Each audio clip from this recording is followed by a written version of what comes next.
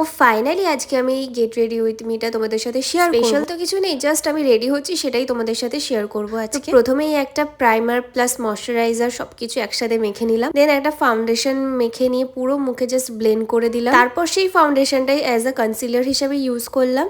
দেন ওটাকেও ভালো করে ব্লেন্ড করে নিলাম। আমি বেস মেকআপে খুব একটা এফর্টস দিতে পছন্দ করি। এটা আমার মেয়ের জন্য কেনা একটা বড় পাউডার, সেটাকে আমি মুখে ভালো করে অ্যাপ্লাই করে নিচ্ছি। দেখে তো মনে হচ্ছে আমি খুব নিশ্চিন্তে মেকআপটা করছি, কিন্তু তা নয়, পিছনে একটা ঝড় চলছে যেটা তোমরা অ্যাজ ইউজুয়াল দেখতেই পাচ্ছ। দেন আমি একটা জাস্ট নর্মাল ব্রাউন কালারের শেড একটা চোখে ব্লেন্ড করে নিলাম। দেন ল্যাশ গুলোকে কার্ল করে মাস্কারা ইউজ করে তারপর লিপ লাইনার দিতে যাবো, দেখি ওটা ছোলা নেই। দেন ছুলে আবার লিপ লাইনার করে লিপটা ভালো করে বর্ডার করে নিলাম। দেন একটা জাস্ট রেড লিপস্টিক একটু ড্যাব ড্যাব করে নিলাম। তারপর হালকা একটু ব্লাশ দিলাম, নাহলে মুখটা খুব ফ্যাকাশে লাগে। দেন সেটিং স্প্রে দিয়ে আমার মেকআপটা ফিনিশ। তোমরা কি বিশ্বাস করবে এই লুকটা জাস্ট আমি 10 মিনিটে শেষ করেছি। আমার এরকম গ্লোয়িং মেকআপ খুবই পছন্দের, তো তোমরা যদি ফুল টিউটোরিয়াল চাও তাহলে অবশ্যই বলো। দেন আমি একটা জাস্ট নর্মাল ওয়াচ পরে নিলাম, দেন কানের পরে নিলাম। আমার প্রথম গেট রেডি উইথ মি তোমাদের সাথে শেয়ার করে ফেললাম। নতুন ভিডিও নিয়ে, ততক্ষণের জন্য বাই।